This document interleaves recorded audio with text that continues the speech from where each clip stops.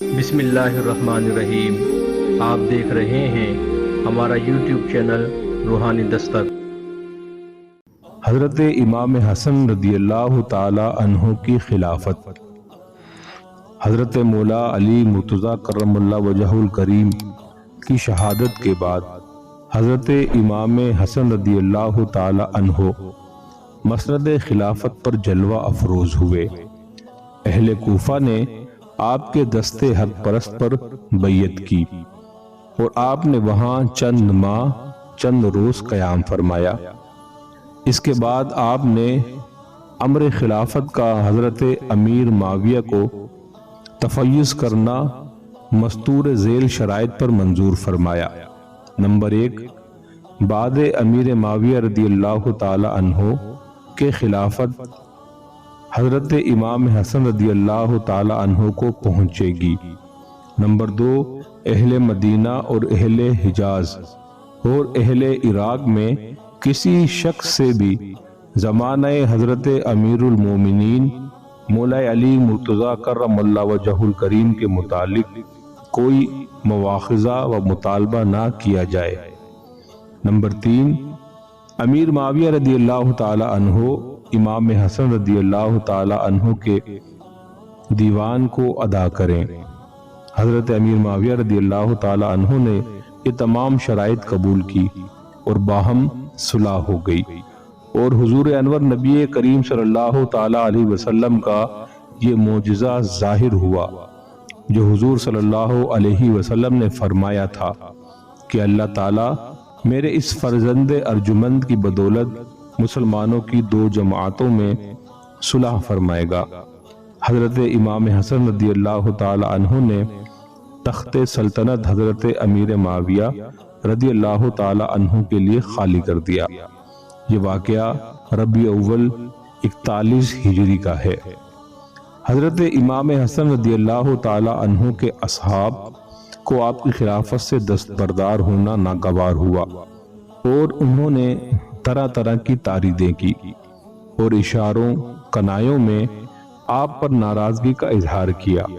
آپ نے انہیں سمجھا دیا کہ مجھے ناگوار نہ ہوا کہ ملک کے لیے تمہیں قتل کرواؤں، اور اس کے بعد امام حسن رضی اللہ تعالی عنہ نے کوفہ سے رحلت فرمائی اور مدینہ طیبہ میں اقامت گزین ہوئے۔ حضرت امیر معاویہ رضی اللہ تعالی عنہ کی طرف سے حضرت امام علی مقام رضی اللہ تعالی عنہ کا وظیفہ 1 لاکھ سالانہ مقرر تھا۔ 1 سال وظیفہ پہنچنے میں تاخیر ہوئی اور اس وجہ سے حضرت امام کو سخت تنگی درپیش آئی۔ آپ نے چاہا کہ امیر معاویہ رضی اللہ تعالی عنہ کے اس کی شکایت لکھیں۔ لکھنے کا ارادہ کیا، دوات منگوائی، مگر پھر کچھ سوچ کر توقف کیا۔ خواب میں حضور پرنور سید عالم صلی اللہ تعالی علیہ وسلم کے دیدار پر انوار سے مشرف ہوئے۔ حضور صلی اللہ علیہ وسلم نے استفسار حال فرمایا اور ارشاد فرمایا کہ اے میرے فرزند ارجمند، کیا حال ہے؟ عرض کیا الحمدللہ بخیر ہوں، اور وظیفے کی تاخیر کی شکایت کی۔ حضور صلی اللہ علیہ وسلم نے فرمایا تم نے دوات منگوائی تھی تاکہ تم اپنی مثل ایک مخلوق کے پاس اپنی تکلیف کی شکایت لکھو۔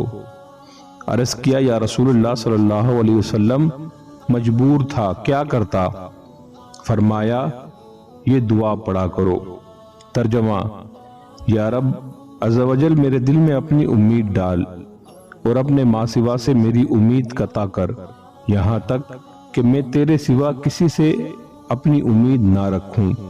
یا رب عز و جل جس سے میری قوت عاجز اور عمل قاصر ہو، جہاں تک کہ میری رغبت اور میرا سوال نہ پہنچے اور میری زبان پر جاری نہ ہو، جو تو نے اولین و آخرین میں سے کسی کو عطا فرمایا ہو، یقین سے یا رب العالمین عز و جل مجھ کو اس کے ساتھ مخصوص فرما۔ حضرت امام رضی اللہ تعالی عنہ فرماتے ہیں کہ اس دعا پر 1 ہفتہ نہ گزرا کہ امیر معاویہ رضی اللہ تعالی عنہ نے میرے پاس 1,50,000 بھیج دیے اور میں نے اللہ تعالیٰ کی حمد و ثنا کی اور اس کا شکر بجا لایا۔ پھر خواب میں دولت دیدار سے بہرہ مند ہوا۔ سرکار نامدار صلی اللہ تعالیٰ علیہ وسلم نے ارشاد فرمایا، اے حسن رضی اللہ تعالیٰ عنہ کیا حال ہے؟ میں نے خدا عز و جل کا شکر کر کے واقعہ عرض کیا۔ فرمایا، اے فرزند، جو مخلوق سے امید نہ رکھے اور خالق عز و جل سے لو لگا لے، اس کے کام یوں ہی بنتے ہیں۔